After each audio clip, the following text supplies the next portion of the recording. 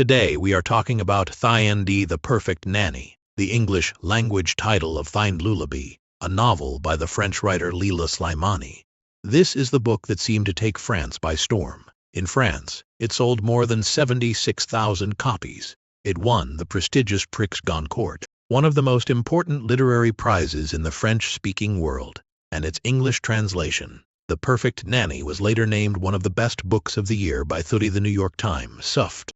At first glance, this sounds like a domestic story, a story about a nanny, a story about childcare, work, marriage, and the quiet pressure of modern family life. But very quickly, you realize this is not a comforting story at all. At the center of the novel is Louise. She is calm, efficient, gentle, and almost too good to be true. To Paul and Myriam, a young professional couple living in Paris, Louise arrives like a miracle. Before Louise, their apartment is chaotic. Their careers are under pressure. Their children demand everything from them. Their marriage is tired, stretched thin by daily life. But once Louise enters their home, everything begins to change. The apartment becomes clean. The children become easier to manage. Meals appear on the table. Order returns to the household. For a while, Louise seems like the answer to every problem they have. And that is exactly what makes the story so unsettling. Because from the very beginning, we already know that this perfect arrangement will end in disaster. The novel opens after the tragedy has already happened. The home is no longer a place of comfort. It has become a crime scene. The police are there. The family is shattered. Ordinary objects of childhood, clothes, furniture, little traces of daily life are suddenly treated as evidence. The mother is overwhelmed by shock, and the woman who had once seemed so gentle, so reliable, and so harmless is also found in the apartment, unable to explain what has happened. So the real question of the novel is not simply what happened. The real question is, how does a person who seems so devoted, so careful, and so loving become capable of destroying the very world she helped build? To understand that, the story takes us back. It begins in late January, in the 10th arrondissement of Paris. Paul and Myriam live in a decent apartment building. It is not luxurious, but it is respectable, the kind of place where neighbors may not know each other deeply, but still greet one another warmly in the hallway. Paul works in music production. Myriam studied law. After having 2 children, Myriam slowly feels her life becoming smaller and smaller. Shopping, bathing the children, doctor appointments, cooking, cleaning, laundry. Every small task seems simple from the outside, but together they consume her entire life. She begins to feel invisible. Not unhappy in some dramatic way, just drained. She had once imagined a larger life for herself, a career, a mind used for something beyond schedules, meals, and children's needs. So when an opportunity appears to work at a law firm run by an old classmate, Myriam decides she wants to return to work. But to do that, she and Paul need help. They need someone to care for their children. That is how Louise enters the family. Later, whenever Myriam talks about the first meeting, she describes it almost like love at first sight. There was no real debate, she says. No hesitation. Louise simply felt right. Myriam especially likes to remember how her daughter, Mila, reacted to Louise. On the day of the interview, Paul is holding their crying baby, Adam. Mila hides behind his legs, shy and suspicious. Louise stands up, carefully takes the baby from Paul's arms, and then pretends not to see Mila at all. She looks around the room and says, with playful seriousness, "Where did the little princess go? I'm sure I saw a princess here just a moment ago." Mila bursts out laughing. Louise continues the game. She searches under the table, behind the sofa, and in the corners of the room for the missing princess. Just like that, the child is won over, and so are the parents. Paul and Myriam are fascinated by her. Louise looks neat and composed. Her smile is open. Her voice is calm in a way that makes people feel safe. There is something almost forgiving in Louise's expression, as though she understands everything and judges nothing. Her face is like a quiet sea, and when a sea looks that calm, most people do not ask what might be moving underneath. Once Louise starts working for the family, she listens carefully to every instruction Myriam gives her. She agrees to everything. She is quiet, obedient, and watchful. But Louise is also studying the apartment. She notices everything, the mess, the habits, the weak points, the places where this family is tired and disorganized. She moves through the home almost like a general inspecting territory she is about to take over. Within a few weeks, the small, messy apartment is transformed. The dishes no longer pile up in the sink. Dirty laundry no longer waits in corners. Old mail no longer disappears inside magazines. There is no spoiled food in the refrigerator, no expired packages left until the last possible moment. Louise clears out closets. She places little lavender sachets inside wardrobes. She brings flowers into the home. After Adam falls asleep and Mila goes to school, Louise sits quietly and looks at the order she has created. It gives her a deep sense of satisfaction. But the most magical transformation happens in the kitchen. Louise can cook, and Paul finds her cooking surprisingly good. The children eat without being forced. They finish their plates almost in silence, too focused on the food to talk. Soon Myriam and Paul begin inviting friends over again. They serve dishes Louise has prepared with care. Rich stews, tender meat, fresh vegetables, food that makes their home feel warm, generous, and alive. Louise also teaches Mila to put away her things. To Paul and Myriam's amazement, the little girl begins hanging up her own coat. Not long after Louise arrives, Adam begins to walk. The baby who used to wake up crying in the night now sleeps until morning. To this family, Louise seems flawless. But in Louise's own life, she has almost never been treated as precious. Louise is already in her 40s. She has a daughter named Stephanie. When Stephanie was very young, Louise was already caring for other people's children in her home. By the time Stephanie was 8, she already knew how to change diapers and prepare bottles. Louise understands babies completely. She knows how to hold them, how to bathe them, how to calm them, and how to keep them safe. For Stephanie, childhood was filled with the sounds of other people's babies, their crying, their laughter, their small voices. And then, when Stephanie was in middle school, she ran away. She never came back. Louise reported her missing. But to other people, she remained strangely calm. She would say that children at that age sometimes run away, that Stephanie would come home eventually, and that they only had to wait. So people stopped asking later. Louise heard from a neighbor that Stephanie had gone south, fallen in love with someone, and started drifting from place to place. Louise did not ask for more details. She did not ask the neighbor to repeat the story, and because she seemed unwilling to talk about it, people stopped mentioning Stephanie at all. Then there was Louise's husband, Jacques. Jacques was angry, suspicious, and full of complaints. As he grew older, he became sharper, more bitter, and more paranoid. Every evening, he came home from work and complained about his colleagues. He believed people were trying to take advantage of him, steal from him, control him. After he was fired for the first time, he sued his employer. The case cost time and money, but he won. That victory seemed to feed something unhealthy in him. After that, Jacques became obsessed with lawsuits, letters, complaints, and courts. He wanted to sue an insurance company after a minor car accident. He wanted to sue neighbors. He wanted to sue neighbors. He wanted to sue the building committee. He spent his days drafting long, threatening letters that were almost impossible to read. At home, he rarely went out. Legal papers covered the coffee table. The television stayed on. Jacques became less and less able to tolerate children. Coughing annoyed him. Crying annoyed him. Even laughter annoyed him. He ordered Louise not to bring her employer's children into their home anymore. At the same time, he looked down on her work. To him, she was only a woman who spent her days running after children. Then, one Saturday afternoon, everything grew worse. They were eating lunch together. Jacques was breathing heavily, weaker than usual. Under the table, Louise had placed a basin of cold water for his feet. She saw his swollen legs. She saw the signs of illness on his body. She had noticed for days that his face had become yellowish, his eyes dull, and that even speaking a full sentence exhausted him. 3 months later, Jacques died, and Louise was alone. What Jacques left behind was not security. It was unfinished lawsuits, unpaid debts, and a home that was no longer truly hers. Louise packed the few things Stephanie had left behind, picked up her suitcase, locked the door, and left.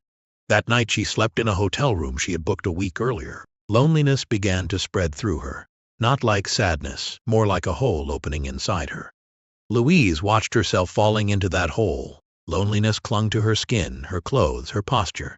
It changed the outline of her body until she seemed from the outside like a little old woman who had aged too soon. And then, almost by accident, she found work again. In Paul and Myriam's small apartment, Louise pours almost all of herself into the family. If Myriam comes home late, Louise simply stays and keeps working. Myriam often apologizes for bothering her, but Louise always answers calmly, "This is my job. Don't worry about it. She arrives earlier and earlier. She leaves later and later. One night, Paul and Myriam go to a party at a friend's house. When they return home after 4 in the morning, they find Louise asleep on the sofa. Louise is curled up, her knees drawn toward her chest, her hands folded quietly together. Paul gently covers her with a blanket, careful not to wake her. In that moment, she looks peaceful. After that, Louise begins sleeping over at their apartment from time to time, once or twice a week, little by little. She builds a small nest for herself inside a home that does not belong to her. Paul is not completely comfortable with this. He once tells Myriam, "I don't want her turning around one day and accusing us of exploiting her." Myriam promises she will handle it, so she gives Louise gifts. She gives her clothes she no longer wears and things she no longer uses. But for a long time, Myriam also feels uneasy. She wonders whether this kindness is truly kindness, or whether, without meaning to, she is humiliating Louise.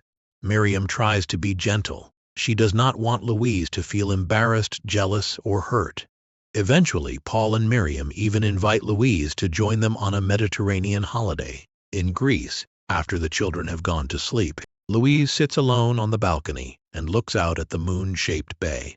A breeze rises at night. It smells of salt and sea air. It makes everything feel slightly unreal. Wrapped in a shawl, Louise falls asleep on a folding canvas chair. At dawn, the cold wakes her.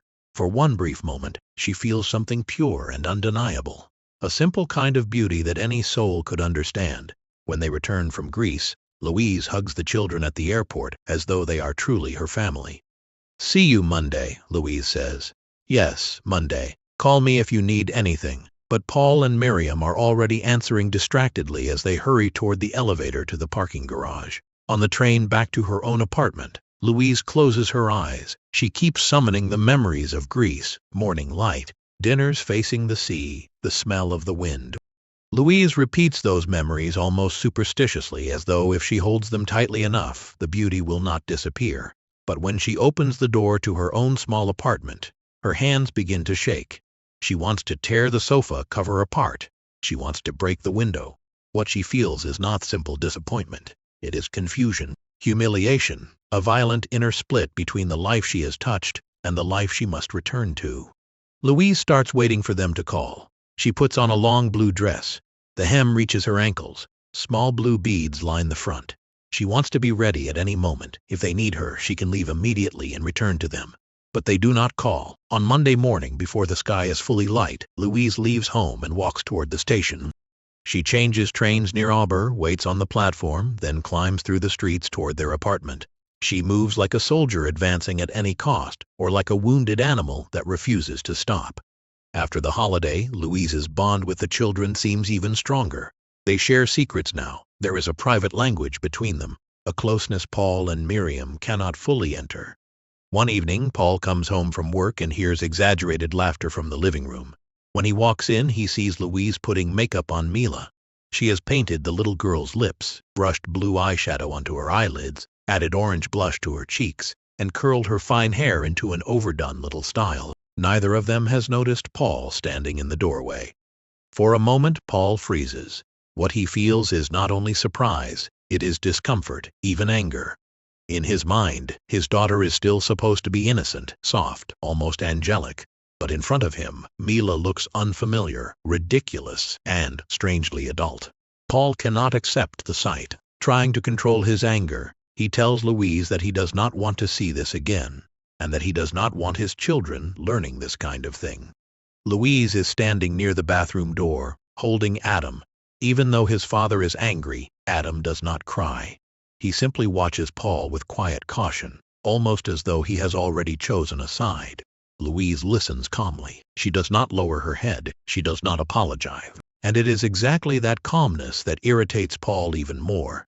The makeup incident is not the only thing that bothers him.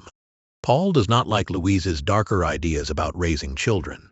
He does not like her old-fashioned, almost grandmotherly way of doing things. He mocks the photos she sends to his phone every day, pictures of the children holding up empty plates, smiling brightly, with almost the same message each time: "I ate everything." For the first time, Paul seriously wonders whether they should let her go. He does not want his children growing up inside Louise's worldview. Not long after, Paul and Myriam take the children to the countryside to stay with Paul's mother. They have been gone only a few hours when Louise returns to the apartment. She opens the blinds Myriam had closed before leaving. She changes all the sheets. She empties cupboards. She scrubs shelves. When Louise is finished, she sits on the sofa and drifts in and out of sleep. For the entire week, she barely leaves the apartment. She stays in a home that is not hers, with the television on all day. She even invites over an acquaintance, not a real friend. Exactly. Wafa is a young woman she met at the park while caring for children. She is not yet 25. She laughs loudly, dresses carelessly, and has messy dark hair. Wafa comes to Paul and Myriam's apartment and cooks for Louise. They eat together and talk about the future. Louise says firmly that this year, just like last year, she will go with Paul's family to the Mediterranean. She even says she might simply stay there and live by the sea. Wafa teases her, saying maybe she will meet a handsome man and fall in love. But Louise cuts her off. If she goes there, she says, it is because she no longer wants to take care of anyone. She wants to sleep when she wants to sleep, and eat when she wants to eat. In her mind, once she reaches that place, no one will be able to force her back. Maybe she will move to another island, but she will never return to the life she had before. From then on, Louise begins waiting for the next holiday with almost desperate hope. She has quietly decided that when it comes, she will not come back. But life continues. Every morning at 7:30, Louise opens the apartment door and begins another day. Then one morning, the atmosphere is different. Paul and Myriam are standing in the living room as if they have been waiting for her. Paul is holding an envelope. His expression is tense. He tells Louise that they have received a letter and that the situation is very uncomfortable for them, but they cannot ignore what it says. Louise holds her breath. She bites her lips so hard that she barely manages not to cry. The letter is from the financial authorities. It says that money will be taken directly from her wages because of unpaid debts. Those debts have been outstanding for months, and Louise has not responded to the notices. The letters have followed her like shadows. First they were sent to Jacques' old house, then to her rented apartment, and now they have followed her to the only place she still felt she could hold on to, the place she had almost allowed herself to imagine as home. There are debts from Jacques' lawsuits, bills connected to the old property, and charges Louise does not even fully understand. They keep arriving, one after another. Louise had naively believed that if she stayed silent long enough, they would eventually give up, as if she had already disappeared. After all, she has nothing. What could anyone possibly take from her? On the way home that day, Louise clenches her teeth to stop herself from crying in the street. Cold rain slips into her coat and soaks her hair. Heavy drops run down her collar and make her shiver. The next morning, Louise cannot get out of bed. She has been feverish all night. Her throat hurts. Her body aches for 3 days. She stays in bed. For the first time in her life, Louise becomes sharply aware that she is aging. The body she once trusted without thinking has become unreliable. Even simple movements now seem capable of causing deep pain. The rising cost of medical care, the fear of illness, and the fear of growing old all begin to harden into resentment inside her. That resentment slowly consumes the patience, energy, and almost childlike optimism she once took pride in. Everything becomes blurred. A few days later, Louise forces herself back to work, but something in her has changed. She begins filling Myriam's refrigerator with scraps of food, a piece of lemon, a dried-out piece of cucumber, a quarter of an onion, a bit of cheese with almost nothing left but the rind, peas that have lost their shine, small pieces of dough, a spoonful of soup, and a tiny leftover piece of meat. Louise saves everything. To Paul and Myriam, this strange hoarding is almost absurd. But to Louise, who is being crushed by debt and by the memory of poverty, throwing food away feels like tearing open a wound. Soon one evening, Myriam opens the refrigerator and sees something that unsettles her deeply. A chicken carcass is sitting on a plate. She is certain she threw it away that morning because the chicken had gone bad. Myriam remembers placing it in the trash, and yet here it is, carefully arranged in the refrigerator. It cannot be a simple mistake. It does not feel like forgetfulness. It feels deliberate, like a silent message, a small act of hostility placed right in front of them. Spring arrives. One Thursday evening, around 8 o'clock, Louise returns to her building and finds her landlord waiting in the hallway. The landlord points to several boxes near her door. He says he sees she has started packing and that the new tenant will move in next month. He once thought Louise was a respectable woman, polite, elegant, quiet. but now he only wants to get rid of a tenant who is always late with rent, always silent, always slow to respond. Paul and Myriam are thinking more and more seriously about dismissing her. They have even prepared the explanation in their minds. The children are older now. They need to become more independent, and they no longer need a full-time nanny. But Louise is thinking of another solution. If there were another baby in the family, she believes they would still need her. She could stay. But Paul and Myriam have no intention of having another child. No matter how carefully Louise tries to create opportunities for them to be alone, nothing changes. She takes the children out so the couple can have a quiet evening together. But Myriam goes to bed before Paul even comes home. Louise is devastated. Slowly, she can no longer even find comfort in the children. Their shouting irritates her. Their screaming becomes almost unbearable. At times, dark thoughts pass through Louise's mind. She tries to push them away. She tells herself not to think like that. But the thoughts keep returning again and again like a tide. As she walks through the city, one terrible idea loops inside her head. Something must happen. Something irreversible. Only then, she thinks, will everyone finally be free. She is not even sure whether the thought belongs to her. Louise does not fully understand what that thought means, but it occupies her mind completely. Her heart hardens. Over the years, it is as if a thick layer of ice has formed around it. She can barely hear her own heartbeat. Nothing truly reaches her anymore. And finally, she has to admit something terrifying. She no longer knows how to love. The tenderness inside her has been worn down, little by little, by the world.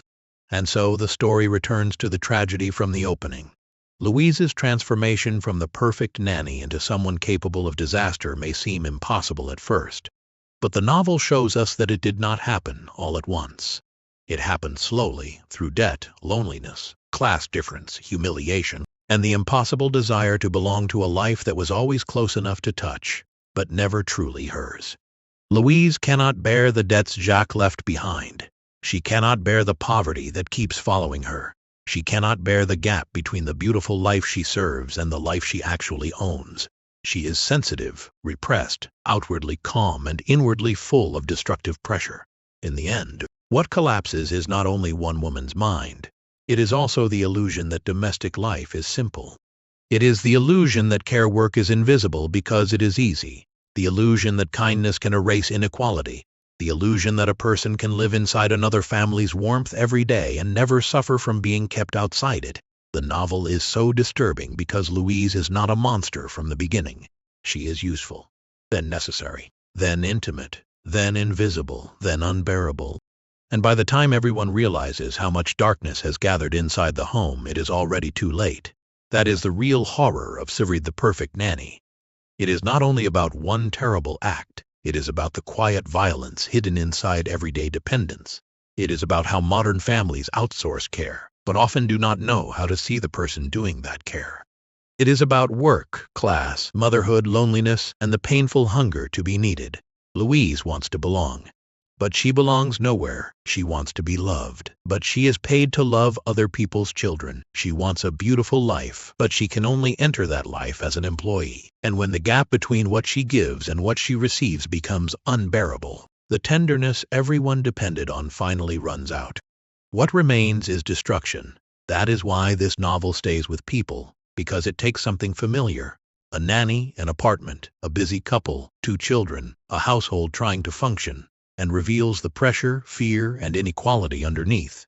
A perfect nanny, a perfect family, a perfect arrangement, and beneath it all, a silence no one wanted to hear. That is Saidi the Perfect Nanny by Leila Slimani, a novel about care, a novel about class, a novel about the terrifying distance between being needed and being truly seen.